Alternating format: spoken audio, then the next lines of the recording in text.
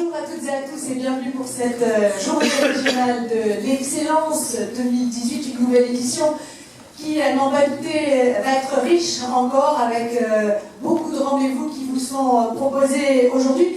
Et pour la première fois, eh bien, une édition entièrement dédiée, on verra, à l'économie responsable, l'éco-innovation, initiative RSE en entreprise. Alors, avant de vous détailler en quelques mots le programme pour cette journée, vous rappelez également que pour la première fois, et on va en reparler, donc il y a 3 acteurs, et vous rappelez également que cette journée sera surtout l'occasion aussi de valoriser le travail fait dans ce sens de l'amélioration des tas de secteurs, hein, que ce soit le social, le sociétal ou l'environnemental au sein de nos entreprises régionales. Je vais demander tout de suite à Xavier Rosé, mais je vais également appeler à vos côtés Aurélie Malvoisin pour Normandie Éco-Entreprise, Rina Andria pour Normandie Équitable et Stéphane Binet, directeur des entreprises du Crédit Agricole Normandie qui nous accueille aujourd'hui en ces murs. Xavier Rosé, le président de l'AQM. Bonjour à tous, bienvenue au centre des congrès du Crédit Agricole.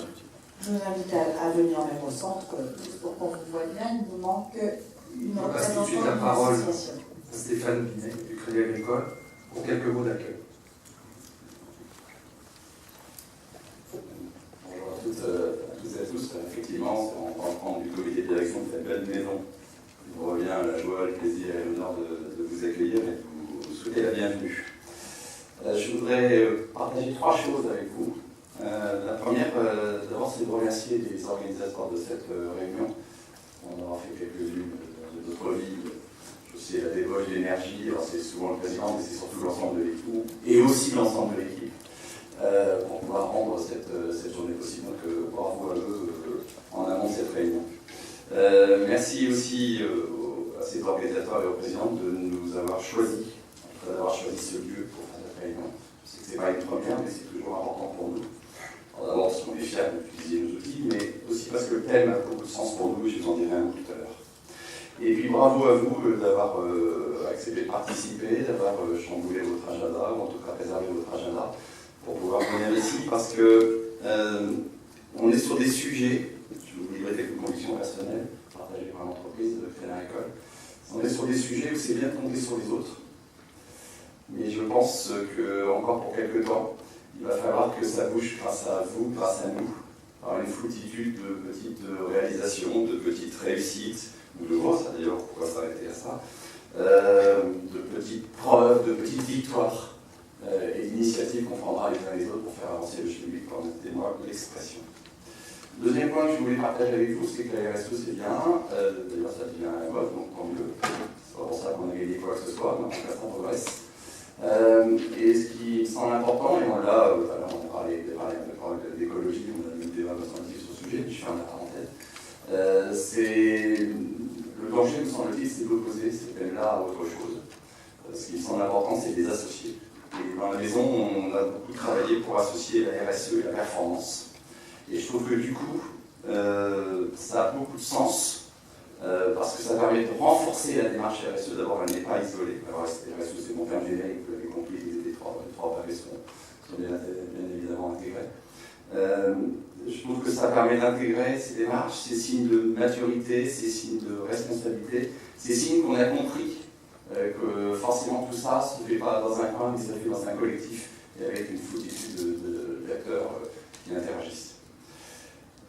J'ai moi-même, mais je ne vais pas trop en parler, je ne vois pas Lucia dans la salle, je ne l'ai pas vu, mais elle va en parler assez là, elle va en parler tout à l'heure. Sans déflorer le sujet, Lucia, c'est promis. À un moment, je me suis impliqué dans une démarche avec aucune des équipes, il y a 1 an et demi, et bien évidemment, j'ai entre autres les actions des entreprises. Quand on a parlé de ça avec les managers de l'équipe, je leur ai dit, écoutez, ces sujets de RSE toujours au sens large, les chefs d'entreprise, forcément, ils en parlent, ils en pensent, ils travaillent dessus, ils y réfléchissent dessus, et ils l'intègrent dans leur réflexion. Ça va être le cas de plus en plus, nous aussi. Et c'est bizarre parce qu'on s'en parle assez peu entre nous. Et ça aurait du sens de le faire et de l'intégrer. Je ne peux pas vous dire que la première réaction collective ait été une holla folle et démesurée. Il va vous raconter ce qui s'est passé, elle vous raconte tout à l'heure, je pense, dans l'atelier, tout ce qui s'est passé après. En tout cas, moi, c'est une vraie conviction. On est une banque coopérative mutualiste, donc vous comprenez que ça a du sens dans ces démarches-là. Mais c'est bien de le dire, c'est de le faire. Voilà, c'était le deuxième point. Le troisième, ça va être très rapide. Je vous souhaite de passer une très belle journée. Quand je dis une très belle journée, ça veut dire quoi, à mon sens? C'est que vous puissiez échanger, partager, livrer, donner des clés, partager des bonnes pratiques. Et vous savez, dans la maison, on dit toujours, on sera content si quoi. Moi, en tout cas, je serais content si la journée s'est bien passée, ça c'est sûr. Mais je serais content si vous repartez tous avec dans votre besace un petit truc, une petite astuce en plus que vous pourrez favoriser, développer en sortant de cette salle. Merci à tous et merci pour votre confiance.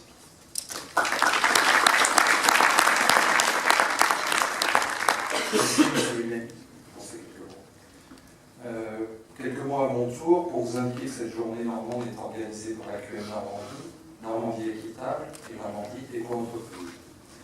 Elle va réunir tout au long de la journée un peu plus de 400 participants.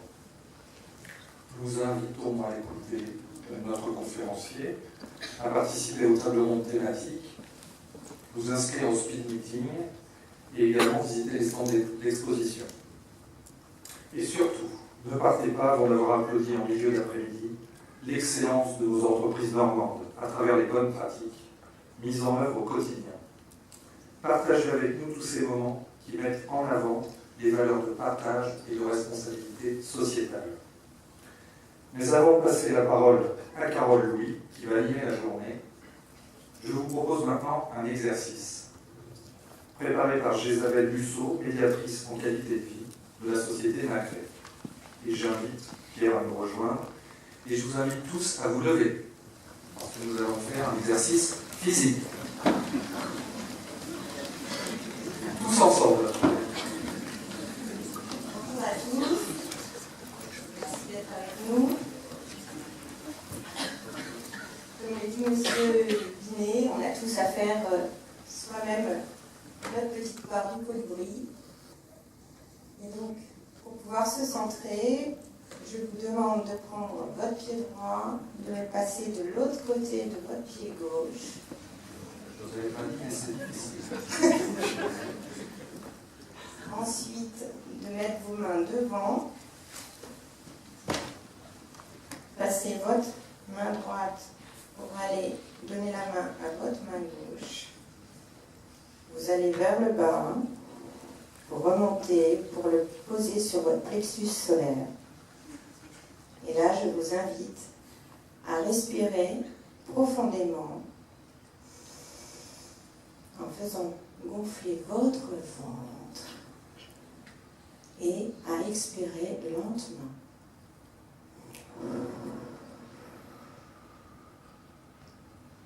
On recommence.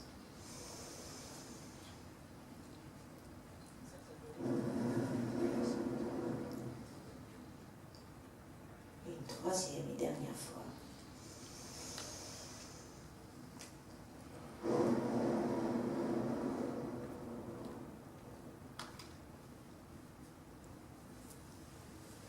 Et pour favoriser l'écoute, je vous invite de nouveau à mettre vos mains sur vos oreilles. On va les stimuler pour bien écouter tout ce qui va se dire aujourd'hui, pour pouvoir bien les intégrer dans notre cerveau. Vous les prenez par le haut, pas par les lobes d'abord, le haut des oreilles, et vous allez les tirer comme si vous voulez tirer vos oreilles. Progressivement, vous allez vers le lobe. Comme Monsieur Spock. En tirant légèrement, délicatement bien sûr, pour ne pas vous faire mal. Vous descendez jusqu'au lobe et au niveau du lobe, vous le massez délicatement. Prenez bien soin de vous. Et on recommence, on remonte en tirant délicatement jusqu'en haut. Et on recommence une deuxième fois. On redescend, faisant ça délicatement. Vous massez votre lobe. Et une dernière fois, on remonte. On redescend. pas les oreilles rouges, j'ai de la mal faire.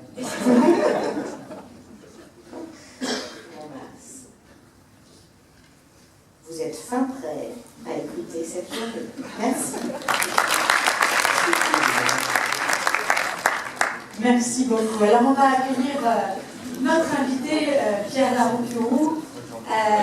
Vous êtes un économiste, tout le monde vous connaît, mais aujourd'hui, si vous êtes là, c'est parce que vous avez très récemment, depuis même des mois et des années presque, lancé un appel au monde, ou en tout cas un appel à nous réveiller pour agir tous pour le climat. Parce que vous dites, et vous sillonnez d'ailleurs d'assemblée en assemblée nationale et autres colloques, le territoire et même bien au-delà avec votre ami le climatologue Jean Jouzel pour dire il y a urgence aujourd'hui, il y a urgence, la situation s'est largement dégradée, tant pour notre planète que pour aussi un autre aspect, c'est ce qui nous prend au bout du nez également, c'est une crise sociale et financière, une nouvelle crise sociale et financière. Visiblement, toutes les promesses, les engagements des États ne sont pas vraiment tenus. Et vous dites aujourd'hui, eh bien, on lance un pacte climat-finance. Alors vous allez nous expliquer d'abord où en est vraiment la situation aujourd'hui de notre environnement, où en est ce climat, ce réchauffement climatique dont vous nous parlez. Pourquoi ce pacte, sur quoi repose-t-il précisément, que peut-on en attendre?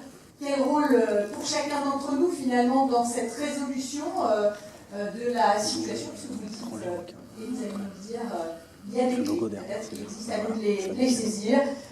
Le sujet est vaste, la tâche est rude, néanmoins on vous écoute.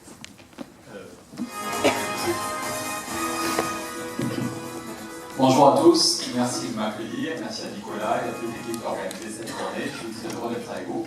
Effectivement, une économie normande responsable, c'est une économie qui est ancrée sur un territoire et qui voit déjà tout ce qui a bougé depuis 20 ans ou 30 ans, comment les modifications du climat nous impactent dans notre vie quotidienne.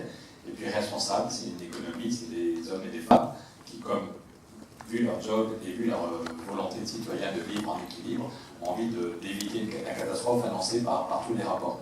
Donc merci pour ce débat, m'avoir invité pour ce débat. Je pense qu'on est pleinement dans l'actualité. Il y a 3 semaines, c'était le dernier rapport du GIEC qui nous expliquait qu'on n'avait plus que quelques années pour éviter une accélération du dérèglement climatique et éviter une catastrophe. Donc les gens du GIEC disent ça n'est pas foutu, ça n'est pas trop tard, mais vous n'avez plus que quelques années. Ce week-end, Antonio Guterres, le patron de l'ONU, disait qu'on a 2 ans. On a 2 ans pour vraiment faire plonger la courbe du CO2.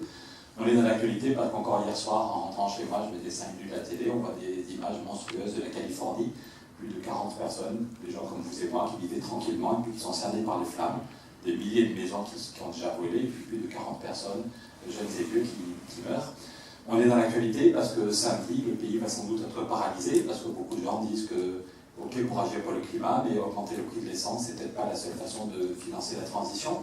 On est dans l'actualité parce que dans quelques semaines, il y aura la COP24, tous les chefs d'État de la planète, des milliers de gens vont prendre l'avion pour venir en Pologne. Et beaucoup de gens pensent qu'avec Donald Trump à la Maison-Blanche, ce sera compliqué d'avoir un accord à la fin de la COP.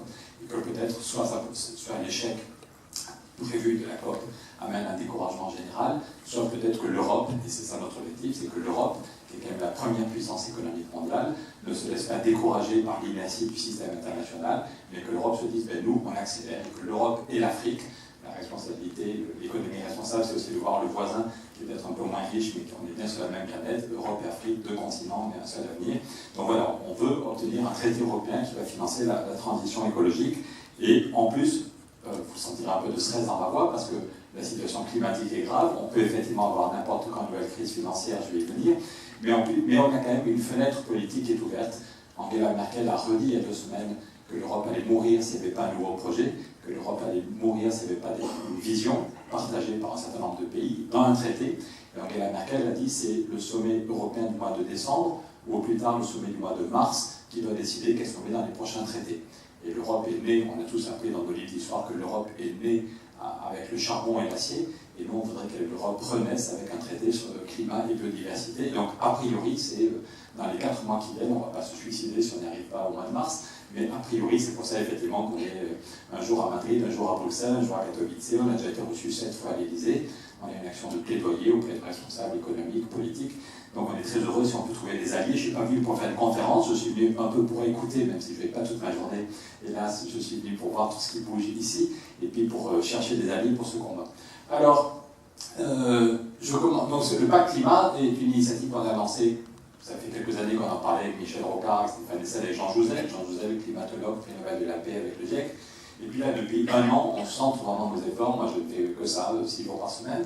Et on a réussi déjà à réunir un certain nombre de gens très différents. Il y a 3 semaines, c'est Alain Juppé, le maire de Bordeaux, qui a fait voter par le conseil municipal à l'unanimité, moins 2 voix, le soutien au pacte climat. On a en même temps la maire de Madrid, qui est Podemos, donc Alain Juppé et Emmanuela Carmena, c'est pas la même chose. On a en même temps le grand chef du Grand Orient de France, et puis un évêque qui travaille avec le pape François au Vatican. On a Jean-Pierre Raffarin, Jean-Marc Ayrault, des gens très différents, des associations, les maires ruraux ce soir, si je dois vous quitter un peu vite. C'est que ce soir, je suis invité de l'Assemblée Générale des maires ruraux dans l'Allier, qui voient de plus en plus le problème de canicule, de sécheresse, et qui ont envie de nous soutenir. Donc notre objectif est de réunir Laurence Parisot, aussi bien Laurence Parisot que le patron des syndicats européens.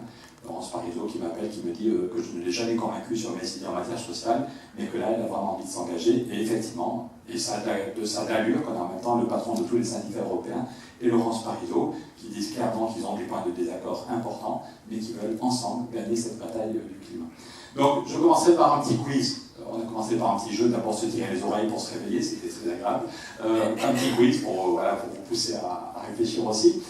L'objectif de la France, en principe, c'est d'arriver à la neutralité carbone, 0 émission dans 30 ans, et d'arriver à diviser par 2 les émissions d'ici 2030. 2030, c'est demain, c'est dans 11 ans et 1 mois.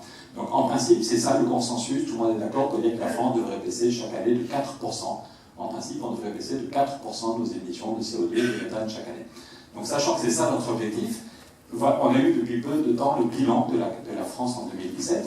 Est-ce que vous pensez qu'on a fait moins 4%? Donc on va voter dans une minute. Est-ce que vous pensez qu'on est vraiment les rois du monde, champions du monde, qu'on a fait moins 4%? Est-ce que vous pensez qu'on a fait seulement moins 1? Ou est-ce que vous pensez qu'on a fait plus 1 sur nos émissions? Donc ceux qui pensent qu'on a fait moins 4 peuvent lever la main. Ok, ceux-là ne sont pas là.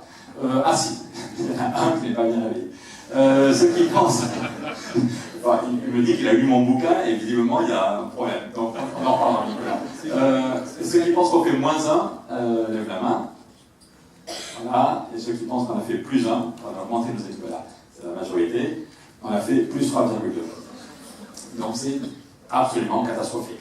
C'est pas qu'on va un peu trop lentement dans le bon sens, mais c'est qu'on va pile dans le mauvais sens. Et tout le monde s'en fout. Si Nicolas Hulot démissionne, c'est qu'il se rend compte que même quand ces chiffres sont publiés, ces chiffres catastrophiques sont publiés, ça devrait être un électrochoc. Le gouvernement devrait prendre 2 jours pour réfléchir à qu'est-ce qu'on fait de massif. Le Conseil européen devrait prendre 2 jours pour... Voilà, et tout le monde s'en fout. Et donc Nicolas Hulot démissionne. Enfin, il y a plein de gens très sympathiques avec moi humainement, mais sur le fond, on est en train de rater complètement notre stratégie. Donc alors qu'il y a plein de choses qui bougent. C'est ça qui est étonnant, c'est de voir ici, je suis sûr que parmi vous, il y a plein de gens qui ont innové, qui font un effort au quotidien. Quand le maire de Saint-Étienne m'invite, quand le maire de Lorient m'invite, quand la maire de Madrid m'invite, il y a plein de choses qui bougent, mais on n'est pas du tout à la hauteur. Il faudrait accélérer toutes ces initiatives et les démultiplier de façon super rapide, parce que pour le moment, on est en train de perdre la bataille. Donc sur le réchauffement climatique, je vais être rapide, je n'ai pas trop de temps ce matin, mais il n'y a plus aucun doute là sur la réalité de ce réchauffement.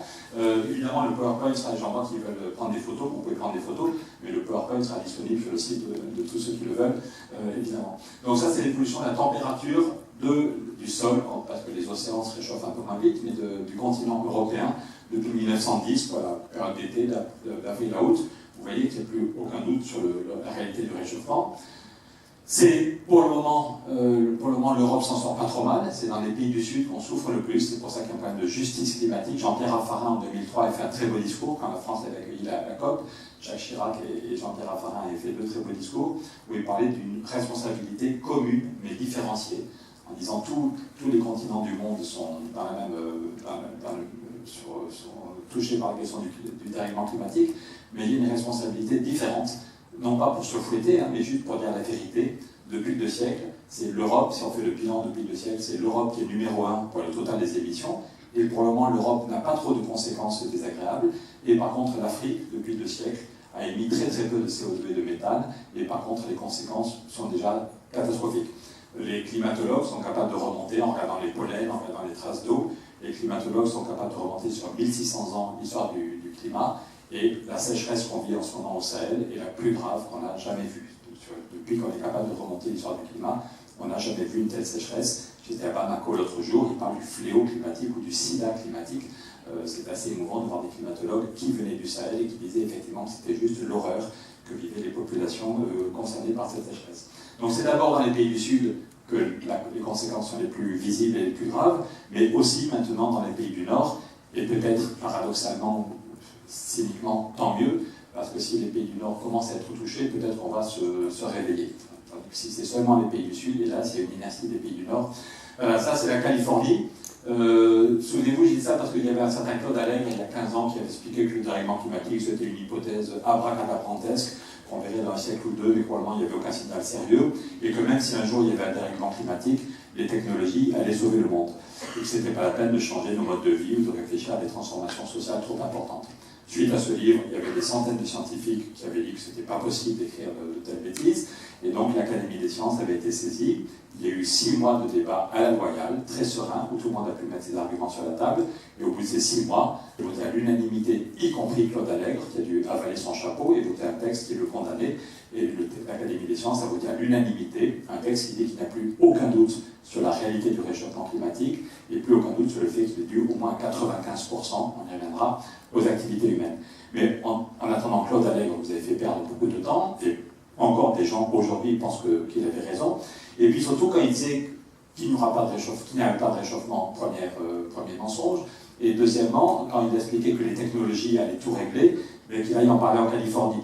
La Californie, c'est quand même une zone du monde où il y a pas mal de start-up, il y a pas mal de cerveaux bien foutus, de gens qui innovent, mais quand il n'y a plus d'eau, ça c'est un grand barrage qui garde de l'eau pour de l'eau potable, au bout de 3 ans de sécheresse, il n'y a plus d'eau. Et quand il n'y a plus d'eau, il faut rationner l'eau pour les entreprises, pour l'agriculture, pour les jardins familiaux. Voilà, au bout de 3 ans de sécheresse, ça donne ça, la Californie.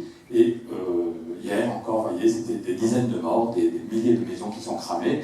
On estime qu'il y a 100 millions d'arbres qui sont morts à cause de ces années de sécheresse à répétition. Donc les technologies sont très importantes. Dans ce qu'on propose, il y a un plan d'investissement dans la recherche de 10 milliards chaque année. Évidemment, la question de technologie est importante, mais dire que la technologie va régler tous nos problèmes, c'est sans doute une erreur dramatique. Voilà, c'est quand il n'y a plus d'eau, ou quand au contraire il y a trop d'eau. Il y a des endroits du monde où c'est des catastrophes à répétition, parce que quand l'eau arrive, les technologies ne règlent pas tout. Comme économiste, je vais essayer de vous montrer comment on peut financer de façon très forte et très accélérée la transition écologique, mais on peut montrer aussi déjà combien ça nous coûte de ne rien faire, ou de faire des grands discours qui sont suivis de très petites actions. Ça, c'est une courbe qui vient des sociétés d'assurance. Quand il y a 2 millions d'Allemands qui ont les pieds dans l'eau parce que les fleuves débordent, et ils sont assurés, parce que la vidéo est foutue, le salon est foutu, donc les sociétés d'assurance sont elles-mêmes réassurées pour ne pas faire faillite quand il y a ce genre de grosses catastrophes. Donc c'est sur les dossiers, sur les compagnies de réassurance vont arriver tous les gros dossiers. Et donc on sous-estime, cette courbe montre bien ce qui se passe dans les pays du Nord depuis 1990, puisque dans les pays du Sud, les gens sont souvent très mal assurés.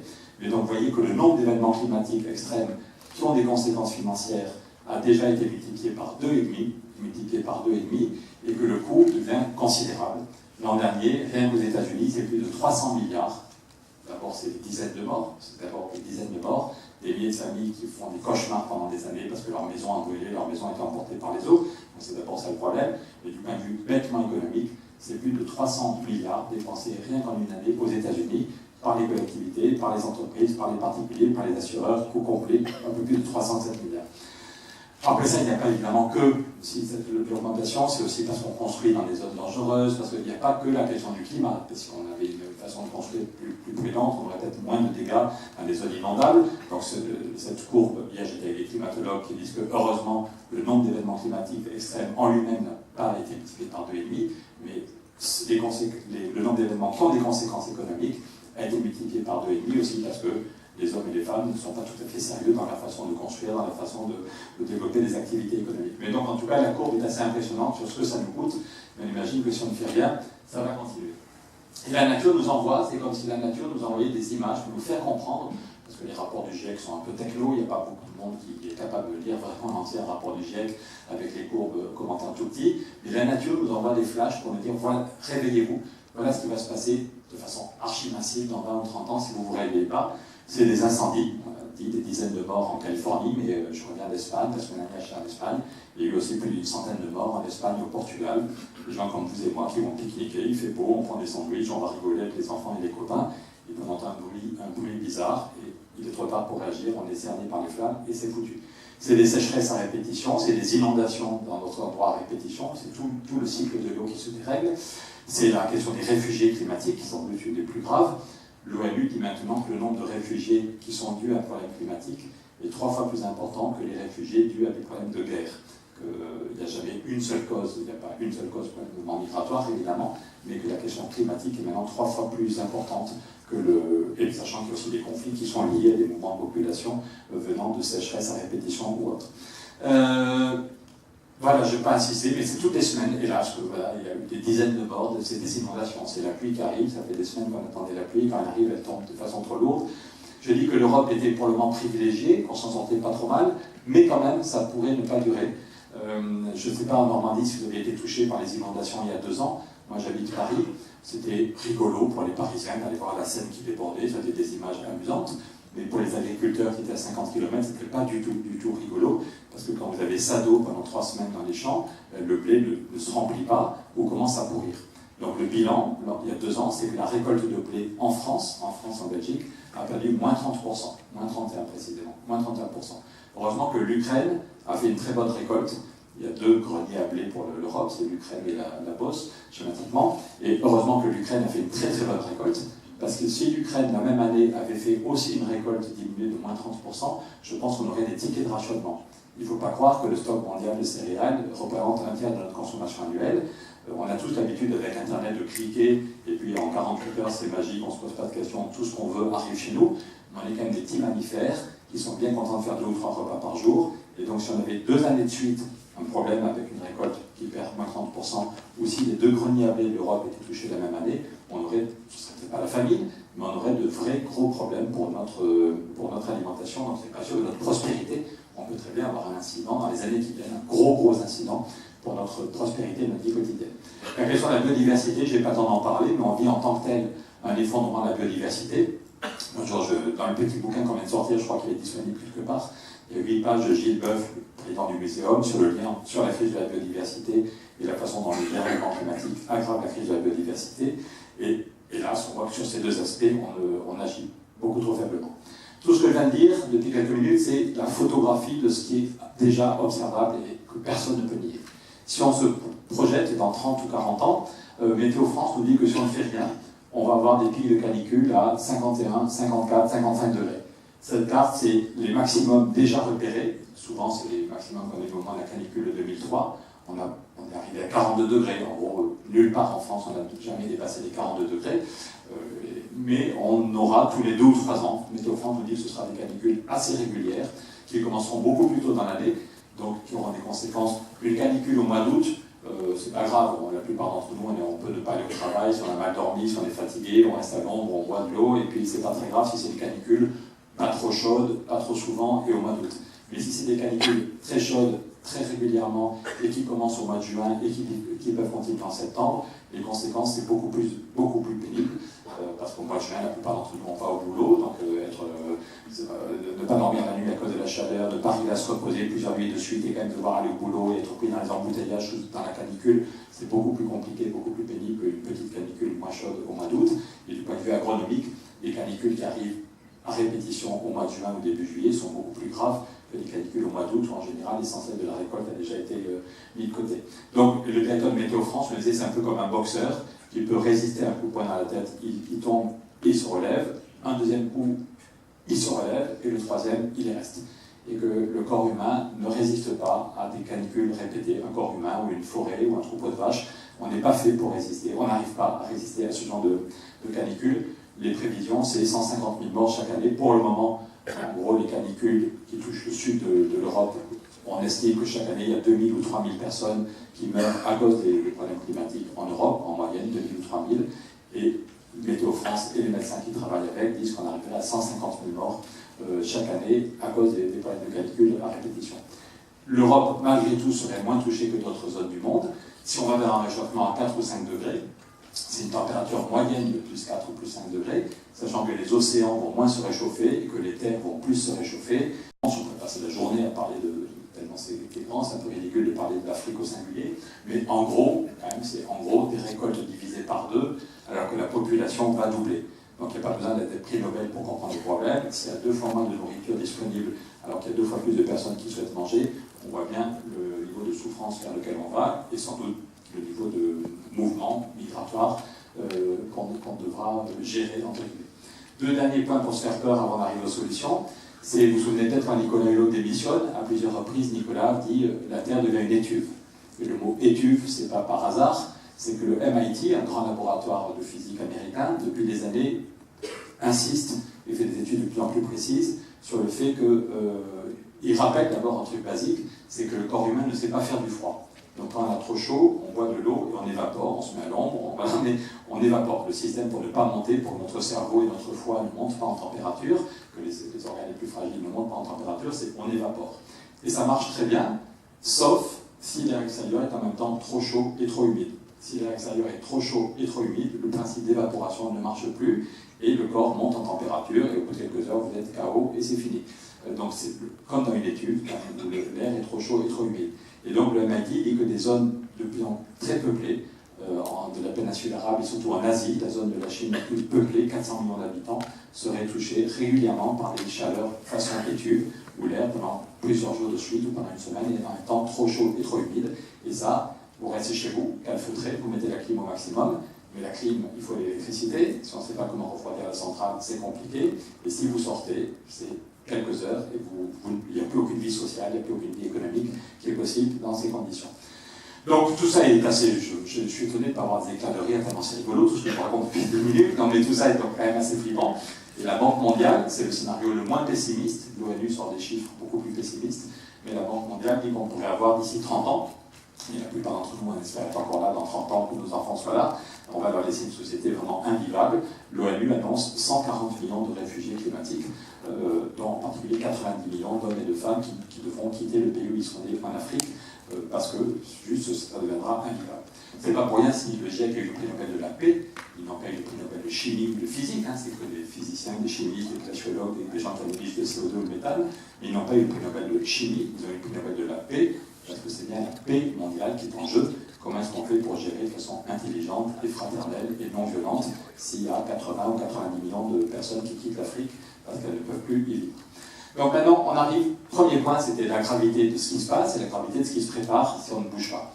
Deuxième point, plus rapide, c'est qu'il n'y a plus aucun doute sur le fait que le réchauffement vient de nous, vient du CO2.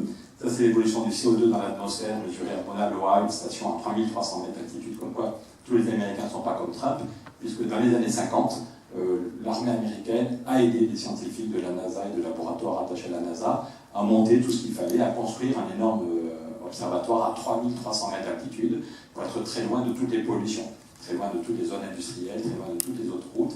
Et tous les jours, toutes les semaines, tous les mois, maintenant par Internet, on peut actualiser la courbe, on voit l'évolution du CO2.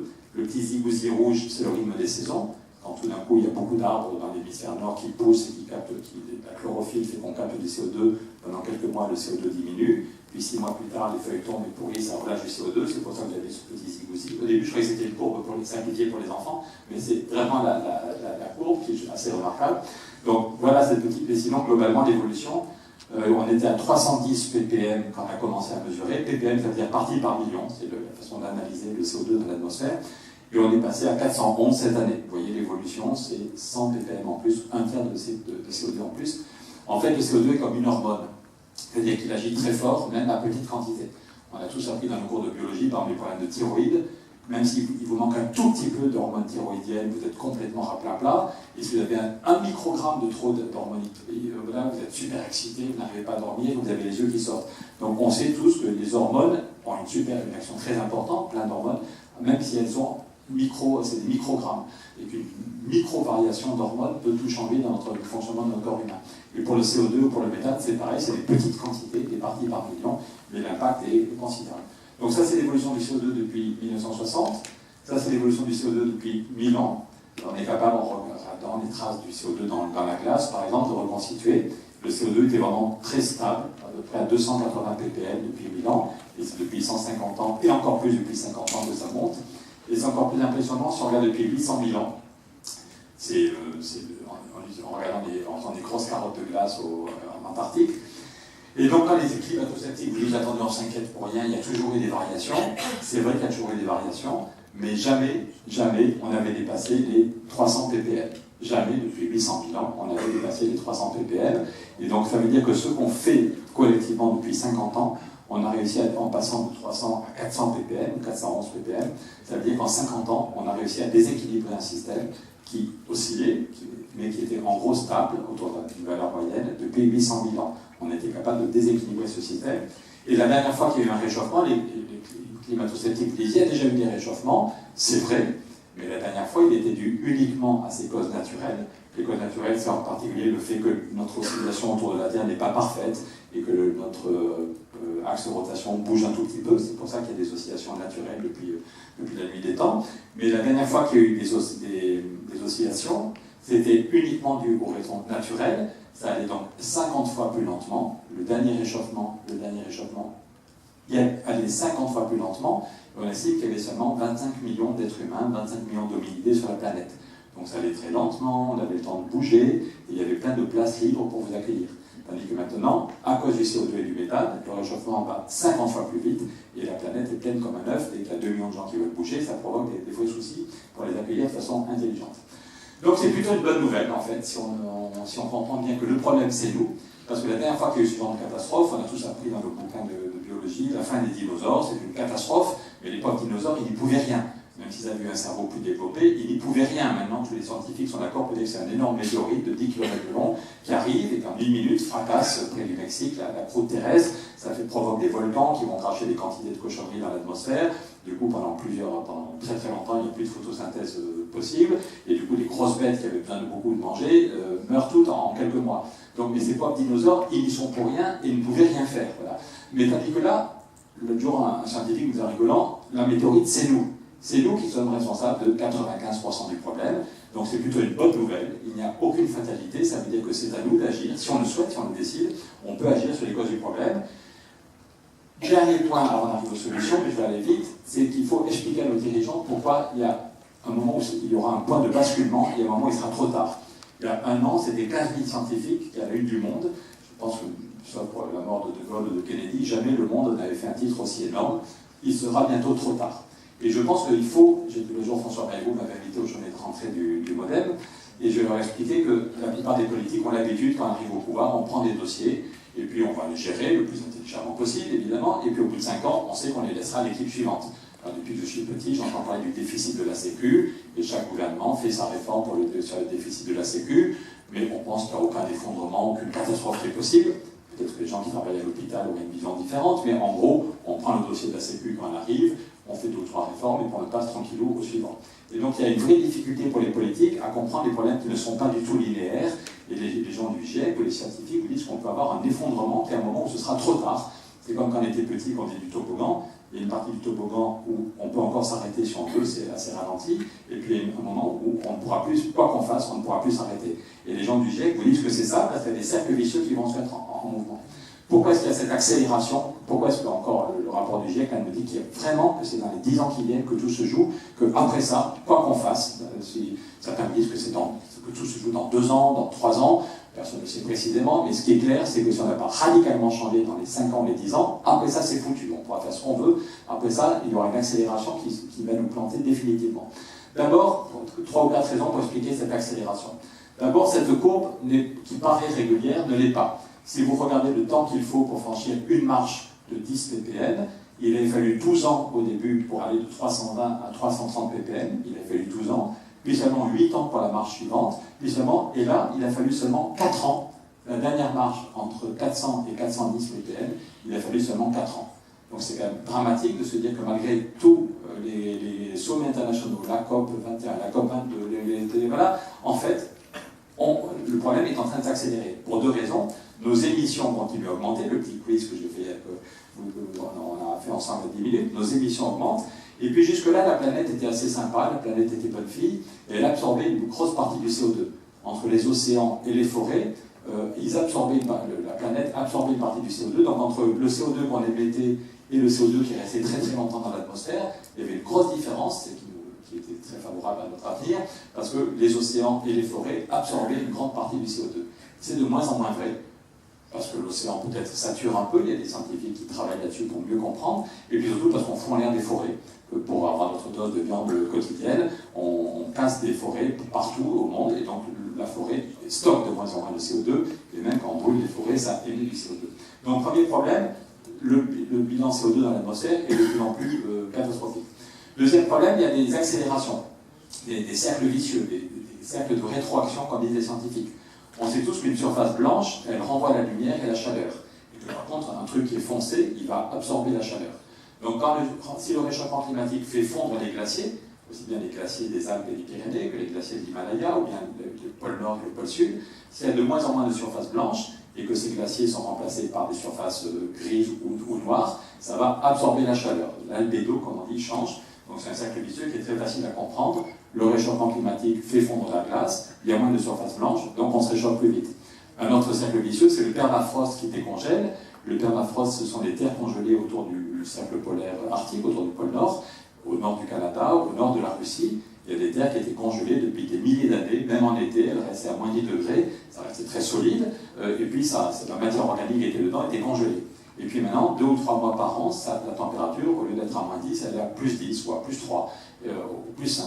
Et du coup, ça se décongèle, et c'est un peu, ça nous est tous arrivé, comme si on a un congélateur plein de nourriture, et il y a un problème électrique, ça se met à décongeler. Et donc, le congélateur, ça va commencer à sentir mauvais, les trucs pourrissent, il faut tout nettoyer, donc ça ne peut pas, c'est pas agréable.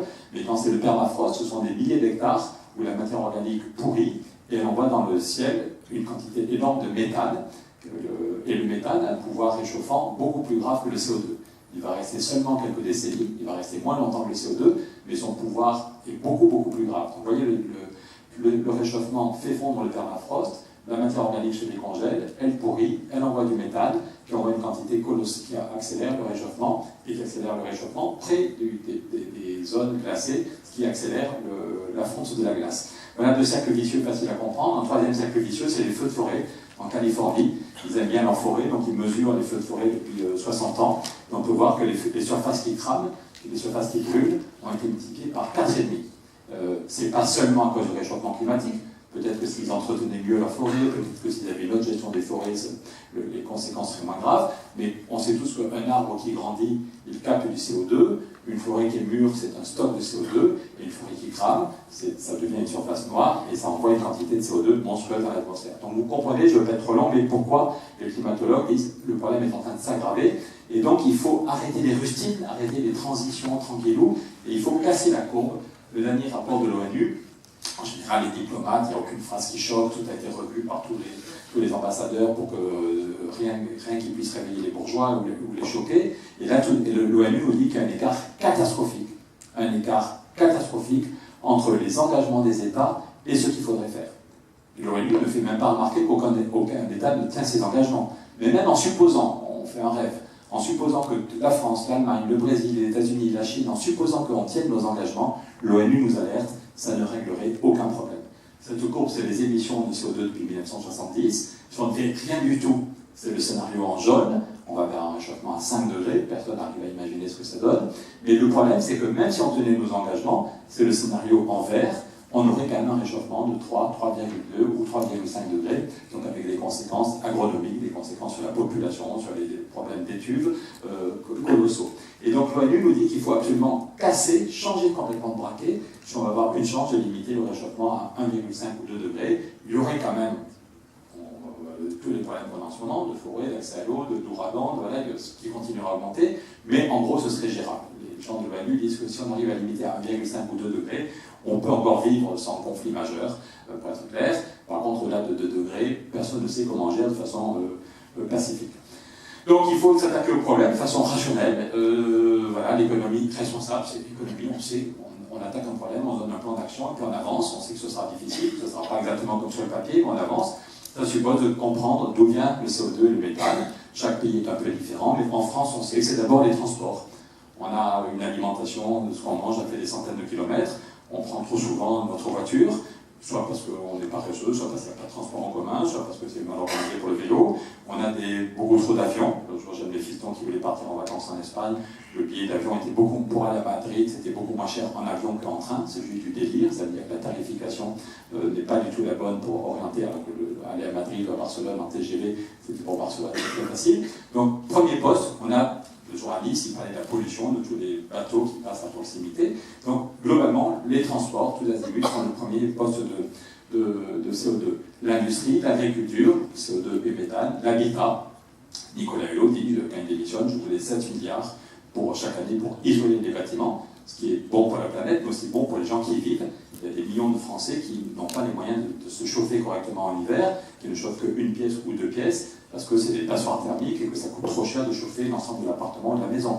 Donc, aussi bien d'un point de vue social que pour les créations d'emplois, ou pour la planète, ou pour dépenser moins de pétrole, et de payer que notre balance commerciale soit plus équilibrée, la question de l'habitat est une priorité. Donc on sait quels sont les problèmes, et si l'objectif c'est zéro émission, quand Nicolas Hulot et tout le monde dit l'objectif c'est zéro émission nette dans 30 ans, ça veut dire qu'il y a un autre chiffre facile à retenir, ça veut dire que 100% de nos logements doivent être isolés, 100% des bureaux où on travaille, 100% des usines, qu'il faut revoir 100% de la chaîne agricole et de la chaîne alimentaire. On y va systématiquement. En gros, l'objectif est de diviser par 2. Il n'y a pas de solution si on continue à augmenter notre consommation d'énergie. Si tous ceux qui ont une grosse voiture, qui prennent tous les jours leur grosse voiture à pétrole veulent une grosse voiture électrique, on n'y arrivera pas. Il n'y a pas de terres rares disponibles, aucune énergie n'est complètement propre. La meilleure énergie, c'est l'énergie qu'on ne consomme pas. Donc en gros, tous ceux qui ont bossé sur la question sont d'accord pour dire qu'on peut s'en sortir, que ce n'est pas foutu, qu'il y a encore une fenêtre pour gagner la bataille du climat, mais que ça suppose de diviser par 2 notre consommation d'énergie, donc efficacité, sobriété, et que l'énergie dont on aura besoin, ce soit une énergie non carbonée. On laisse le charbon et le fioul sous la surface de la Terre, et on utilise 2 fois moins d'énergie, mais des énergies non carbonées. Donc ça paraît très simple quand je dis ça, mais évidemment derrière il y a un peu de complexité. Par exemple, la question des transports est la plus compliquée, mais quand on rencontre des gens, il y a plein de gens qui ont développé, c'est qu'on a recensé au moins 12 leviers sur lesquels, si on va arriver à la neutralité carbone dans les transports, il y a au moins 12 leviers sur lesquels il faut agir de façon efficace et concertée. Certains ont peur, certains n'ont pas encore compris la gravité du problème. C'est pour ça que si chacun et chacune de vous veut prendre ce PowerPoint pour le diffuser dans ses réseaux, vraiment, encore le jour, on était devant une 60aine de députés avec Jean Jouzel. Il y a 4 députés à la fin de la matinée qui ont dit « Merci, j'ai compris aujourd'hui la gravité du problème climatique ». Il y en a qui levaient les yeux au ciel, qui étaient effarés. On était dans la commission développement durable et la commission Europe, et plusieurs députés ont dit « J'ai compris aujourd'hui le problème ». Donc il y a encore plein de gens qui n'ont pas compris, et puis d'autres au contraire qui se réveillent la nuit parce qu'ils flippent tellement c'est angoissant, un chantier aussi énorme, ils se disent qu'on n'y arrivera jamais, que c'est trop tard, c'est foutu, il faut juste protéger sa petite famille parce qu'on va vivre un effondrement. Et nous on pense que ça n'est pas foutu et qu'il ne faut pas avoir peur de ce chantier énorme, que déjà dans nos vies personnelles et dans nos vies collectives, on a été capable de réussir ce genre de challenge. Si on se retrousse les manches, on a une capacité d'action qui peut être très forte. Quand la Troisième République décide de faire l'école pour tous, il y en a qui pensent que c'est de la folie, que les enfants sont encore utiles dans les fermes ou dans les usines, que le pays n'est pas assez riche pour se payer un réseau d'écoles de proximité. Eh bien, il y a 1 million de citoyens qui signent une pétition pour demander à Jules Ferry de faire l'école laïque, gratuite, obligatoire. À l'époque, il n'y avait pas Internet, mais ils ont quand même récupéré 1 200 000 pétitions qu'ils ont amenées à Paris pour dire on veut une école partout. Il y avait eu un vrai combat, et puis une fois que la loi est votée, c'est des beaux discours à l'Assemblée, mais derrière, c'est un vrai bazar et un vrai chantier, mais on y arrive. Et dans tous les villages de France, on fait l'école des garçons, l'école des filles, la maison des maîtres, on est capable de former des milliers d'instituteurs, on s'engueule un peu par-ci par-là, parce que le maire et l'architecte ne sont pas d'accord, parce que le maçon a pris du retard, parce que voilà, on s'engueule un peu, mais globalement, en 25 ans, on a été capable de réussir partout sur tout notre territoire, alors qu'on était un pays beaucoup moins riche qu'on ne l'est en 2018, mais on a été capable de réussir le pari de l'école pour tous. De même quand Kennedy dit on va aller sur la Lune, il y en a qui pensent qu'il est frappadingue et qu'il a pris un coup de soleil sur la cabesse, parce qu'aller sur la Lune, c'est juste du délire. Et Kennedy n'a pas la moindre idée de tous les problèmes technologiques. Les Russes ont fait un petit essai, ont mis un gars en apesanteur pendant 1 heure, mais il est revenu avec son parachute, un truc assez classique finalement. Mais aller sur la Lune, être capable de poser des gens vivants et en revenir, c'est du délire. Mais Kennedy donne un cap, tout le monde se retrouve, et on crée 400 000 emplois. Et on a réussi à aller sur la Lune. Donc si on le veut, s'il y a une volonté politique, on pense que c'est plus important peut-être de sauver la planète ou de sauver notre humanité. La planète s'en remettra si on disparaît, ou si on se fait la guerre, mais c'est peut-être plus important, plus mobilisateur que d'aller sur la Lune. On commence les bonnes nouvelles. Ce projet, on a le soutien de l'ADEME, l'Agence pour les économies d'énergie, qui est aussi partenaire de cette journée. Je suis à des gens d'ADEME, je les salue très amicalement, qui disent que tout ce qu'on propose est tout à fait sérieux et que ça pourrait créer 800 000 ou 900 000 emplois. Et d'un pays où il y a 4 millions de chômeurs et où le chômage recommence à augmenter depuis 6 mois, se dire qu'on peut en même temps gagner la bataille du climat et créer 800 000 emplois sur tous nos territoires, pas seulement dans les grandes villes comme Caen, Rouen ou Paris, mais aussi dans tous les villages de France. C'est aussi pour ça qu'on a les maires ruraux de France avec nous, parce qu'ils voient les problèmes liés au climat, et puis aussi ils voient leurs villages qui sont en train de crever parce qu'il n'y a plus d'activité. C'est-à-dire que si on se donne 20 ans pour isoler tous les bâtiments publics et privés, si on dit qu'on va faire du travail à distance, du coworking, parce qu'on ne veut pas que les gens prennent leur voiture tous les jours, mais ça va redonner vie, ça va redonner de l'activité de façon efficace, pérenne, à des milliers de petits villages qui sont en train de péricliter. Donc la question est de savoir comment on le finance. Ça pourrait être une bonne nouvelle, la question du climat peut être une opportunité pour vivre mieux, pour respirer un air moins pollué, pour avoir une agriculture plus respectueuse de la terre, des paysans et des consommateurs, mais comment on le finance? Et le problème est le même dans tous les pays, et c'est pour ça qu'on pense que la solution est au niveau européen. En Allemagne, c'est intéressant, c'est le cœur de l'économie, c'est le patronat de l'industrie qui dit il nous faut 50 milliards, nous voulons réussir la transition, mais il nous faut 50 milliards chaque année. Angela Merkel fait gloops, parce que 50 milliards chaque année, rien que pour l'industrie, le logement va en demander 10, l'agriculture va en demander 5, elle ne sait pas comment trouver cet argent. La semaine suivante, c'est aux Pays-Bas. Les Pays-Bas, voir l'océan qui monte, ça les fait vraiment flipper, parce que 70% de la population aux Pays-Bas est dans une zone inondable, donc la question du climat, ça devient le sujet qui domine tout aux Pays-Bas. Il faut isoler 2 millions de maisons avant 2030. Qui va payer? Il faut renforcer une digue pour éviter que les flots se déversent. Il y a une digue qu'il faut renforcer et rehausser, c'est des milliards. Qui va payer? Aucun pays, Nicolas Hulot, démissionne, en particulier parce qu'il n'avait pas les budgets pour agir. Il voulait un plan hydrogène à 5 ou 10 milliards, il a eu 0,2 milliards, il voulait 7 milliards pour le logement, il a eu peanuts. Donc partout, on se heurte à un problème budgétaire colossal. Au niveau de l'ensemble de l'Europe, la Cour des comptes européenne dit qu'il faut 1100 milliards chaque année. 1100 milliards, c'est un chiffre colossal, c'est du sérieux, la Cour des comptes, c'est pas des rigolos, donc ils connaissent, certains vous disent que les écolos qui demandent des énormes budgets ne sont pas sérieux, ne connaissent pas les contraintes. La Cour des comptes européenne, ils connaissent les contraintes, mais ils savent aussi qu'il y a des contraintes plus graves sur lesquelles on peut se fracasser. La question du climat est une contrainte plus importante que nos contraintes comptables. Et donc, c'est intéressant ce chiffre parce qu'il est sérieux, c'est la Cour des comptes. Il donne une ordre de grandeur. On ne cherche pas 2 ou 3 milliards ou 20 milliards, on cherche plus de 1000 milliards chaque année. Et ça montre qu'il y a deux utopies auxquelles il faut renoncer. L'utopie d'un financement 100% privé ou l'utopie d'un financement 100% public. Quand on cherche de tels montants, il faut une mixité, il faut mettre beaucoup d'imagination, inventer des outils nouveaux et arriver à avoir et des financements privés et des financements publics. 1000 milliards, ça tombe bien, c'était notre slogan il y a 5 ans. Peut-être qu'ici, il y a des amis avec qui avaient créé le collectif Roosevelt à l'époque, avec Stéphane Hessel, Michel Rocard, le petit-fils de Roosevelt.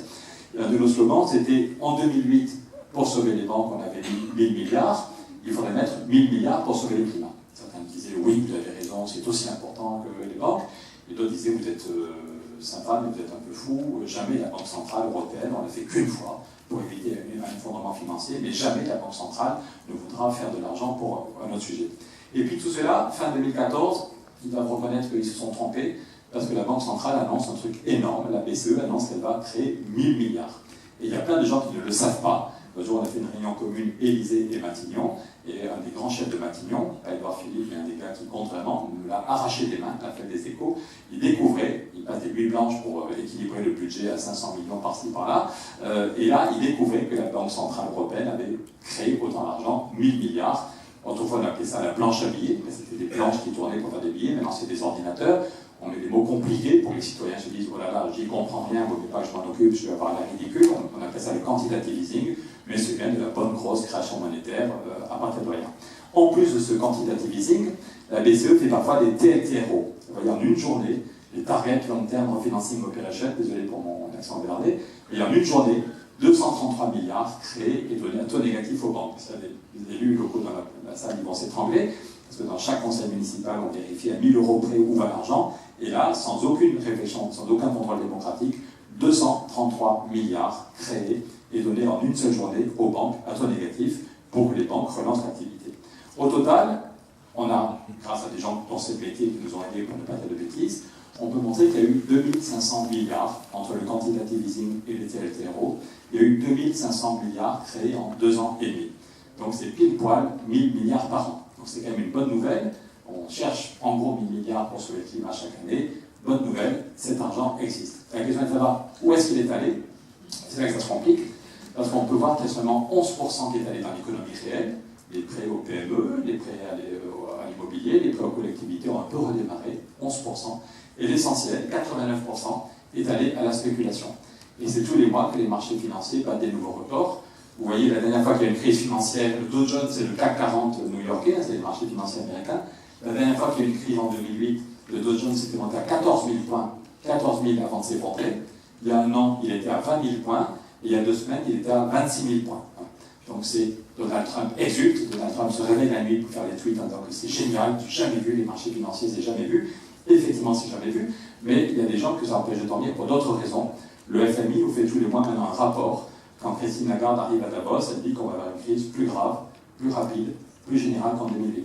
La phrase qui a été reprise dans les Échos au mois de juin, c'est « Une nouvelle crise pourrait provoquer, selon le FMI, 10 fois plus de dégâts qu'en 2008 ». Donc ça pose quand même un problème. J'arrive dans 1 minute à la solution qu'on propose, mais je pense qu'on est tous troublés quand même assez profondément. On nous a appris à l'école qu'on était des Homo sapiens sapiens, la branche la plus évoluée des primates, mais parfois on se demande si on est des sapiens sapiens ou des débilus débilus. Parce que franchement, le GIEC depuis 30 ans nous dit qu'on va faire une catastrophe et qu'à un moment il sera trop tard pour agir. Là, ça fait flipper. L'ADEME nous dit attention, ne flippez pas, ça peut être une bonne nouvelle, on pourrait créer des emplois dans tous les secteurs, sur tous les territoires, ça pourrait être une bonne nouvelle, une opportunité pour innover, mais ça suppose un financement. On découvre juste en lisant quelques journaux qu'il y a de l'argent, l'argent on l'a, il n'y a jamais autant de liquidités qui circulent, et juste cet argent, au lieu d'aller financer la transition écologique sur tous nos territoires, il va au plus mauvais endroit, il va nous préparer une crise financière.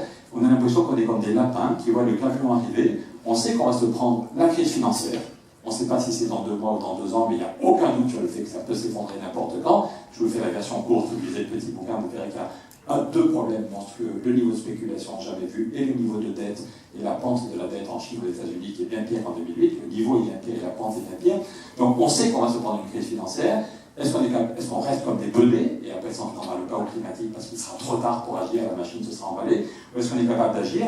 Et bonne nouvelle, Mme Merkel, M. Macron, M. Rutte, M. Sanchez ont redit qu'il faut des nouveaux traités européens, qu'il faut redonner un cap, qu'il faut redonner un rêve, qu'il faut redonner un projet à l'Europe et que ça se décide dans les mois qui viennent. Donc nous, on veut que le prochain traité soit un traité qui met la création monétaire au service du climat. On veut qu'il y ait deux choses dans le traité.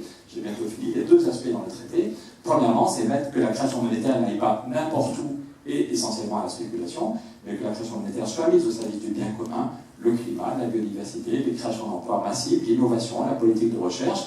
Et donc, on propose un financement d'un plan Marshall, on propose de créer une banque du climat, qui est une filiale de la BEI. On ne touche pas à la BCE, parce qu'il y a des pays où ça ne se ferait pas, il y a des limites, mais on dit qu'il faut créer une banque du climat, que le prochain traité doit créer une banque du climat qui aurait comme objectif fondamental de financer la transition et que chaque pays aurait un droit de tirage, une enveloppe de 2% du PIB. C'est les chiffres qui viennent de Nicolas Stern, le grand économiste anglais, qui dit qu'en plus de ce qui existe déjà, et en plus des banques et des assurances qui font déjà des choses, ici le Crédit Agricole peut sans doute dire tous les projets intéressants qu'ils financent, mais il faut accélérer le fait que les sociétés d'assurance et les banques arrêtent de financer le pétrole et les énergies carbonées et vont vers ces bons. Mais en plus de ce qui existe déjà et de ces financements privés qu'il faudrait mieux orienter, il faudrait que chaque pays ait une enveloppe de 2% du PIB, donc le traité européen dirait chaque pays sait que pendant 30 ans, ça donne de la stabilité, les acteurs savent qu'on va avoir des financements pendant 30 ans, 2% du PIB, ça veut dire que la France aurait chaque année 45 milliards à taux zéro pour financer la transition.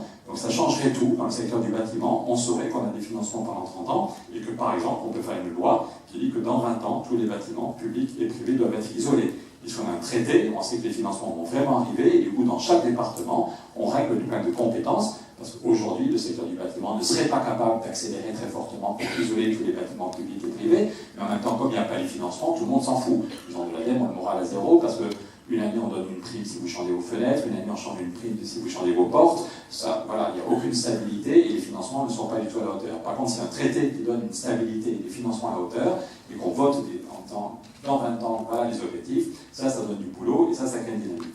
C'est faisable dans quelques mois. L'autre jour, j'étais au siège de la BEI à Bruxelles avec des grands chefs de la BCE, de la Banque de France.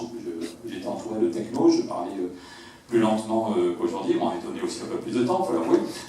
Et au bout de 3 heures, un des grands chefs qui me donne sa carte de visite, on se revoit 2 semaines après, il commence à me tutoyer, il dit si tu veux, je viens avec toi à l'Élysée, moi j'y crois, c'est faisable en 6 mois. Un projet, c'est faisable en 6 mois.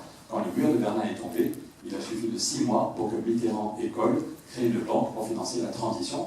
À l'époque, ce n'était pas la transition écologique, c'était la Pologne, la Tchécoslovaquie, la Hongrie, qui avaient plein d'aides, mais ils ont compris que le système allait s'effondrer si on ne crée pas un outil bancaire pour financer la transition. On parle de rien, on parle de la BEI, de la Banque européenne d'investissement, qui a un vrai savoir-faire, qui a un vrai réseau, on parle des liquidités qui existent, donc c'est faisable en 6 mois. Deuxième et dernier point, on veut un budget climat. En plus des prêts à taux zéro, c'est très bien les prêts à taux zéro pour tout ce qui est rentable à moyen ou long terme, mais il faut avancer la pompe, les prêts à taux zéro, c'est un outil super. Mais il faut aussi un vrai budget. Quand on a fait l'école pour tous, on n'a pas dit aux parents qu'ils auraient des prêts à taux zéro. L'école était gratuite 1 semaine avant d'être obligatoire. Si on veut un plan Marshall pour l'Afrique, si on veut investir dans la recherche, si on veut aussi que chacun de nous n'ait pas à payer tout seul si vous devez isoler la maison où vous habitez ou l'immeuble où vous habitez, si vous devez isoler ce bâtiment, si vous devez isoler l'usine où vous travaillez, si vous devez isoler la mairie ou l'école maternelle du quartier, c'est quand même des factures importantes. Donc on voudrait que la collectivité, que l'Europe et les États membres puissent diviser par 2 la facture. Si vous devez faire des travaux dans votre vie perso comme dans votre vie d'entreprise, on voudrait que quand vous devrez payer les travaux, vous retrouverez un chèque qui correspond à la moitié de la facture, ce qui rend plus acceptable cette évolution. Donc pour tout ça, il nous faut un budget de 100 milliards chaque année. Et quand Emmanuel Macron, le grand discours de la Sorbonne il y a un an, quand Emmanuel Macron dit qu'il veut une nouvelle ambition pour l'Europe et qu'il veut un budget de plusieurs centaines de milliards chaque année, nous on dit chiche, pour le climat, il faut 100 milliards chaque année, en plus des prêts à taux zéro. Comment trouver 100 milliards sans augmenter les taxes sur monsieur et madame tout le monde? Vous voyez les gens qui grognent, qui vont dans la rue samedi parce qu'on a augmenté le prix de l'essence de 4 centimes. Si l'Europe crée un impôt qui touche tout le monde, ça ne va pas être très populaire. Donc c'est un vieux débat, déjà, et Michel et Jacques Delors déjà disaient il y a 25 ans que la meilleure façon de trouver de quoi financer un vrai budget européen, c'est de lutter contre la concurrence fiscale intra-européenne. J'accélère, mais en gros, depuis que l'Angleterre est rentrée, on va ressortir, mais quand l'Angleterre est arrivée, il n'y a jamais eu autant de bénéfices, mais le taux d'impôt sur les bénéfices n'a jamais été aussi faible. Il était à 45%, il y a 40 ans, l'impôt sur les bénéfices était à 45%, et maintenant on est tombé à 19%, parce que chaque pays baisse son impôt, parce que le voisin fait pareil. Donc, et ce n'est pas le reste du monde qui nous oblige à le faire.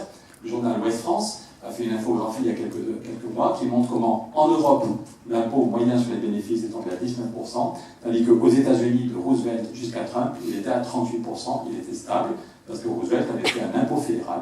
Quand Roosevelt arrive, il y a le même problème, c'est la Floride qui baisse son impôt, puis c'est le Texas qui baisse son impôt, puis l'Arkansas qui baisse son impôt, et les entreprises font du tourisme fiscal, et les caisses sont vides.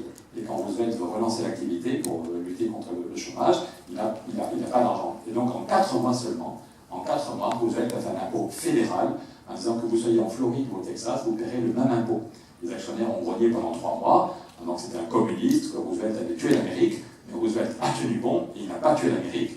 Un impôt à 38. Les actionnaires, c'est normal que les actionnaires soient récompensés, ils prennent un risque quand on crée une entreprise, donc c'est normal si l'entreprise va bien, s'il y a des bénéfices qui soient récompensés, mais un impôt à 38 ne tue pas l'actionnaire. Les États-Unis ont vécu comme ça depuis 1933. Et même avec la réforme de Trump, l'impôt aux États-Unis est tombé à 24%. Donc on pense qu'il y a de la place pour un impôt, non pas sur un impôt sur monsieur et madame tout le monde, ni même une taxe qui augmenterait le coût du travail avant que l'entreprise fonctionne et crée de la richesse, mais un impôt sur les bénéfices, une contribution. On va tous faire un effort, on va tous prendre moins souvent la voiture, on va tous faire un effort pour manger moins de viande, pour avoir une vie quotidienne différente pour sauver le climat. C'est normal aussi que les actionnaires puissent être mis à contribution. Sachant que le FMI nous dit que la part des bénéfices qui n'est pas réinvestie, ça devient un vrai problème macroéconomique, que les bénéfices importants sont une bonne chose, il faut savoir où ça va, et qu'il y a une fuite énorme des bénéfices qui ne sont pas réinvestis dans l'économie réelle et qui partent vers les marchés financiers. L'an dernier, plus 23% pour les dividendes en France. Donc ce n'est pas choquant quand on voit l'augmentation des bénéfices non réinvestis, ça n'est pas choquant de prendre 5% pour faire de l'investissement. Ce budget européen va permettre de faire de l'investissement partout. Et c'est faisable en quelques mois, et si on a un budget européen, on pourra diviser par 2 la facture. Je répète, là où vous habitez avec votre petite famille, ou là où vous travaillez dans une entreprise, dans une collectivité, il faudra faire de l'efficacité énergétique. Enfin, c'est tout un chantier, et en gros, sur tous les chantiers, on explique qu'on peut diviser par 2 la facture pour les acteurs de terrain si l'Europe a ce budget. L'effet sur l'emploi, il y a des secteurs où on va détruire de l'emploi, les gens qui travaillent dans le charbon, les chauffeurs routiers, il y aura moins de camions sur les routes.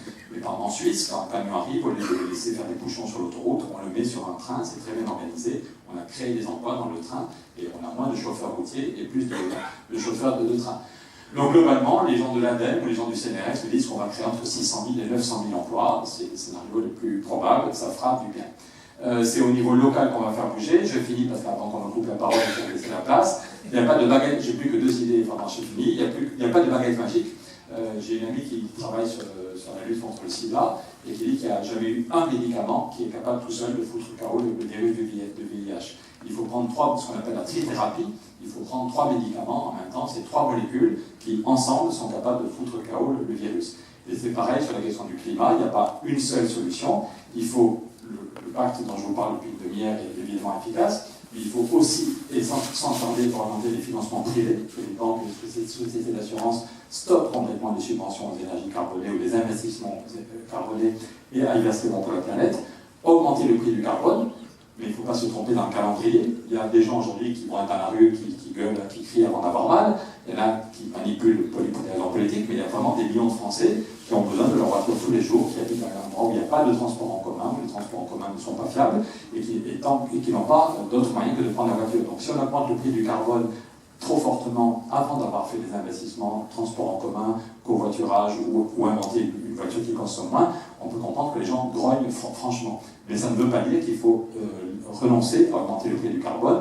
Donc si un traité européen, on pense qu'il peut y avoir en même temps la carotte et le bâton, un traité qui donne des financements massifs, mais qui dit aussi que le prix du carbone va augmenter et que ceux et celles qui ne changeraient pas leur comportement doivent comprendre qu'ils vont payer de plus en plus cher s'ils polluent la planète. Définir des nouveaux standards, c'est-à-dire dans 20 ans, tous les bâtiments doivent être isolés, c'est-à-dire aussi on arrête de construire en béton. On a le patron de l'Eiffage parmi nos soutiens, on a le patron de l'Eiffage et des gens du bâtiment qui vous disent que construire en béton, faire de la ferraille et faire du béton, ça produit une quantité de CO2 monstrueux. C'est-à-dire qu'on peut construire en bois, maintenant on arrive à faire des très beaux immeubles, même des grands immeubles et même des ouvrages d'art en bois. Et ça, le bois, c'est efficace, c'est solide, et ça capte du CO2, ça va stocker du CO2 pendant un siècle. Donc il y aura besoin d'une vraie réflexion sur les nouvelles normes. C'est maintenant, si on cherche des alliés, c'est dans les mois qui viennent, je vous l'ai dit, Angela Merkel l'a redit l'autre jour, il y a 3 semaines, que l'Europe va mourir, que l'Europe doit se disloquer, surtout s'il y a une crise financière qui arrive et qu'il y a une flambée de chômage et de populisme. Donc c'est pour ça qu'il y a un peu de stress dans notre démarche. On ne va pas se suicider si on n'y arrive pas, mais en principe, c'est le sommet du mois de décembre, dans un mois, ou le sommet du mois de mars, où les chefs d'État européens doivent décider de l'avenir de l'Europe. Aujourd'hui, l'Europe, c'est un truc qui gaffe tout le monde, comme on dit à Bordeaux, il y a plus grand monde qui est enthousiaste. Mais au début, l'Europe, c'est un truc qui déchire, comme disent les jeunes. C'est une décision énorme. Quand Schuman et Adenauer décident le charbon et l'acier, en 1950, le Figaro titre une initiative proprement révolutionnaire. Ça fait des décennies que l'Allemagne et la France se tapaient dessus. Il y avait des millions de morts, des millions de gens qui avaient la haine. En 2 semaines seulement, Schuman et Adenauer décident un truc énorme. Pour être sûr que la guerre n'est plus possible, on va mettre ensemble le charbon et l'acier. Adenauer dit, c'est le plus beau jour de ma vie, j'ai vu le ciel s'ouvrir devant moi. C'est un truc qui vous donne... Voilà. C'est un truc colossal, c'est pas les petites rustines, les petits ronrons du Bruxelles aujourd'hui. Et les premiers mots de Schuman sont magnifiques. Le 9 mai 1950, la paix mondiale ne saurait être préservée sans des efforts créateurs à la mesure des dangers qui la menacent. Et 2 paragraphes plus loin, la France et l'Allemagne proposent à leurs voisins une action limitée mais décisive. Une action limitée, c'est juste le charbon et l'acier, mais c'est une action décisive, la guerre n'est plus possible. Je crois aujourd'hui aussi que la paix mondiale ne peut pas être préservée sans des efforts créateurs à la mesure de tous les dangers qui nous menacent et qu'il y a besoin que l'Europe lance une action limitée mais décisive pour financer la transition sur son territoire vers l'Afrique. Et c'est à nous de le décider. Visiblement, Merkel, Macron, tout seuls n'y arriveront pas. On va aller à l'Élysée encore pour la 8e fois bientôt. On va bientôt rencontrer des gens de l'équipe de Mme Merkel. Mais il faut que nous, les citoyens, on pousse les politiques au courage. Nicolas Hulot, quand il démissionne, dit qu'il y a une inertie du pouvoir, qu'il y a des lobbies qui bloquent. Il faut qu'il y ait un lobby citoyen très fort qui pousse les dirigeants à l'audace. Je me souviens d'une discussion avec Stéphane Hessel quelques jours avant sa mort. Stéphane me disait il faut vraiment tout faire pour lutter contre le découragement. Il y a beaucoup de citoyens qui pensent que c'est foutu, qui se découragent. Et il faut leur dire qu'on a déjà connu des systèmes qui étaient totalement inhumains et qui paraissaient là pour l'éternité. Et puis des hommes et des femmes se sont levés et en quelques semaines, ils ont fait tomber ces systèmes. Le mur de Berlin, si on avait attendu les grands chefs, le mur de Berlin serait encore là. Ce sont des citoyens comme vous et moi qui sont mis en mouvement et qui ont fait tomber le mur de Berlin. Donc là, je pense qu'il faut qu'on soit très nombreux, très divers, mais très nombreux à faire une campagne joyeuse pour obtenir ce nouveau traité. Merci.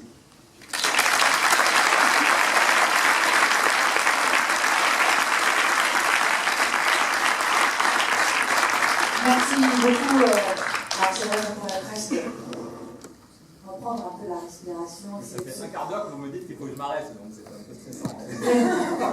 Non, Désolé pour le stress. mais non, c'était pas ce stress-là. C'était le stress de vos propos. J'ai apprécié justement et j'ai bien remarqué que vous essayiez de maintenir un propos complet, efficace et pour nous donner le plus large spectre possible en un temps quand même record. Mais bon, vous avez fait le temps qui vous était imparti. Néanmoins, c'est vrai que ça semble, quand on vous écoute, bon, vous avez essayé de terminer avec l'ouverture sur le travail à mener. On a bien entendu hein, les différents sommets qui nous attendent. En même temps, et je vous invite à poser une ou deux questions quand même, moi je souhaiterais qu'on le fasse, même si, encore une fois, tout ce que vient de dire Pierre Larécurue va être mis sur le site de l'association Qualité Management, donc vous pourrez bien sûr retrouver toutes ces informations. Vous avez, il va rester avec nous quelques minutes tout à l'heure, je crois, pour dédicacer aussi ces livres, donc n'hésitez pas. Mais il y a des questions, voilà. Alors il y a déjà des mains qui se lèvent, donc là. Bonjour, vous avez parlé d'une diminution de notre consommation énergétique, mais qu'en est-il du nucléaire et de l'énergie nucléaire? Alors peut-être, première question, puis on descend à ce moment-là, vite le micro. Monsieur, levez la main pour que voilà, la personne qui a le micro, et puis derrière, il y a encore des... Comme ça, là, soit vous répondez là, on va avoir un, deux, trois questions, c'est ce qui me semblait, et après, je ne sais pas si on... C'est une question un peu, j'allais dire, régionale. Comme mon père et mon grand-père, je plante des arbres régulièrement en Normandie. Vous êtes passé un peu rapidement sur l'utilité des forêts. Il ne faut pas comparer les forêts tropicales et les forêts africaines ou d'autres forêts qui sont vraiment désertifiées. En France, ce n'est pas le cas. En France, les forêts représentent plus de 30% de la surface, c'est considérable.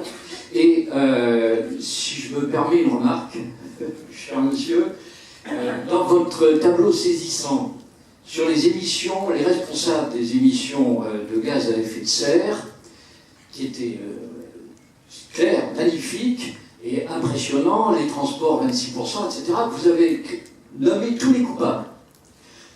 Pourquoi nous stresser encore plus en indiquant que rajouter la forêt, et nous, on est des puits de carbone, c'est-à-dire qu'on diminue l'émission on compense pour environ 10 à 15% les émissions de CO2. Alors ça, c'est bien de le dire, ce sera encore mieux que vous le mettiez dans vos conférences et que dans les 45 milliards que vous souhaitez pour le budget français, il y en ait un petit peu consacré au développement des forêts. Alors il y aura un point tout à l'heure dans la table ronde qui suivra. Il y a encore une main, s'il vous plaît, voilà, en haut. Voilà, et puis, comme ça on va commencer à répondre. Voilà, il y a un deuxième micro, mademoiselle là-bas, s'il vous plaît. Oui, bonjour. J'ai vécu dans le transport pendant plus de 40 ans, et donc j'ai participé largement à la pollution en CO2. Et donc, mon problème est de savoir, vous n'avez pas parlé du tout des rapatriements de l'industrie, de la fabrication vers la France, le retour des industries. Et par ailleurs, je voudrais connaître votre position par rapport aux décisions actuelles du gouvernement en ce qui concerne le diesel. Personnellement, il y a 2 ans, j'ai voulu, je roulais en Laguna. Je consommais 6 litres au 100 en Laguna, diesel. Je consommais 6 litres au 100. Et, vu mon âge, et j'ai dit je n'ai plus besoin d'une aussi grosse voiture, j'ai acheté une 208 essence. Et là, je consommais 8 litres. Je n'ai pas changé ma conduite du jour au lendemain. Je consommais 8 litres. J'ai donc racheté une diesel, une grosse diesel, qui consomme autant que cette voiture essence. Donc mon constat, c'est qu'on n'a fait aucun progrès en consommation vis-à-vis des essences, qui consomment plus, donc qui produisent plus de CO2. Et par ailleurs, pour diminuer, malgré tout, en tentant de diminuer les consommations des essences, on fait une injection directe qui produisent plus de microparticules que le diesel. Donc je vais connaître votre position par rapport à ça. Voilà, c'est un peu sur le... Et monsieur, et puis on va vous donner du temps pour répondre. Allez-y. Oui, normalement il est branché votre micro. Voilà. J'avais une question par rapport, vous avez présenté rapidement les financeurs que vous allez réunir pour le pacte climat. S'il marche mieux, il y a plus de son. Et alors, je me posais la question, est-ce que vous prévoyez une demande de sanction pour ceux qui sont considérés comme avoir été un peu complices ou avoir participé manifestement à l'augmentation des émissions de CO2 ces dernières années? Ou alors vous allez juste les inviter pour leur demander d'investir à titre, comme nous, quand on investit effectivement dans des voitures neuves, on peut payer un malus aujourd'hui en fonction de la motorisation. Est-ce que l'investisseur X pourrait éventuellement avoir un malus, soit fiscal, soit autre, pour sa participation au pacte climat? Alors, beaucoup de questions vers la voiture. Alors, sur la question du nucléaire, il n'y a qu'en France que ça prend autant de place, mais on assume qu'il y a des régions où le nucléaire est important. Il se trouve que mon père avait toute sa carrière à EDF et qu'il était le papa de 2 centrales nucléaires à Golfech, à Cattenom, et qu'à l'époque il nous expliquait que c'était la meilleure façon de faire l'électricité, que les énergies renouvelables n'étaient pas du tout au point et étaient beaucoup trop chères. Et il y a 30 ans, c'était un argument tout à fait sérieux et rationnel. Effectivement, les énergies renouvelables étaient très chères, leur stockage était compliqué et cher, et le nucléaire était une énergie assez propre et pas trop chère. En 30 ans, les courbes se sont inversées. Aujourd'hui, suite aux accidents qu'il y a eu au Japon ou ailleurs, on fait des centrales beaucoup plus complexes, beaucoup plus lourdes et beaucoup plus chères. Et on ne sait pas comment régler le problème des déchets. Et il y a, même si notre autorité de sûreté nucléaire est sans doute beaucoup plus efficace que l'autorité du Japon, il y a des choses qui se sont passées au Japon qui ne se passeraient sans doute pas en France parce qu'on a une autorité qui est plus sérieuse, plus fiable et plus autonome, mais il y a quand même un problème de sécurité. Voilà. Et du point de vue bêtement économique, il n'y a aucun doute sur le fait que les courbes se sont croisées, que le prix d'un EPR, le prix du kilowattheure fait par un EPR est beaucoup plus important que le prix moyen du photovoltaïque ou de l'éolien. Et que même le stockage de l'énergie est beaucoup moins cher. Donc je pense qu'il faut qu'on ait un débat un peu serein. Quand certains disent qu'il faudrait une nouvelle génération de nucléaire en France, je pense que ça mérite vraiment un débat. Quels sont les avantages d'une nouvelle génération? Est-ce qu'il ne faut pas plutôt finir, profiter des centrales qui existent, vérifier combien de temps elles peuvent durer et sortir progressivement ce qui est prévu et laisser faire de l'efficacité énergétique? Je le redis, on doit diviser par 2 notre consommation d'énergie et l'énergie dont on a besoin doit être une énergie essentiellement des énergies renouvelables. Je pense que mon ami Michel Rocard disait qu'il y avait 2 sujets sur lesquels on était incapable de parler sereinement en France. C'était la question de la réduction du temps de travail et la question du nucléaire. Voilà. Et donc je pense que ce serait bien qu'on ait un débat serein entre adultes sur ces questions et qu'on n'oublie pas qu'il faut essentiellement de l'efficacité énergétique. Certains parmi ceux qui disent qu'il faut absolument du nucléaire et même des nouvelles générations de nucléaire expliquent que la consommation d'énergie va augmenter. C'est un scénario qui est dramatique. Parce qu'on ne peut pas demander au reste du monde de faire des efforts. On ne peut pas dire, nous la France, on a du nucléaire, donc notre énergie est propre en termes de CO2, et donc on continue à augmenter notre consommation, mais vous les autres, on vous demande de réduire drastiquement votre consommation, ça ne tient pas la route comme raisonnement. Deuxièmement, sur les arbres, je suis un peu surpris par votre question, parce que j'adore les arbres, et j'ai montré, comment j'ai insisté sur le fait que la déforestation était quelque chose de gravissime, qu'une des raisons pour lesquelles le CO2 dans l'atmosphère augmente, c'est que l'effet de tampon qui était joué jusqu'à maintenant par l'océan et par les forêts diminuait parce qu'on fait des déforestations massives, et donc inversement, c'est une façon de dire que planter des arbres est une des meilleures façons de lutter contre le dérèglement climatique, et que quand on parle d'émissions négatives, dans le dernier rapport du GIEC, on dit que si on veut arriver à 0 émission globale, sachant qu'il y aura quand même toujours quelques émissions dans certains secteurs, il faut pour arriver au zéro, à un bilan de 0, il faut des émissions négatives, c'est-à-dire capter du CO2, et la meilleure façon de capter du CO2, la plus réussie et la plus durable, c'est bien de planter des arbres. Le problème, ça va être les surfaces disponibles,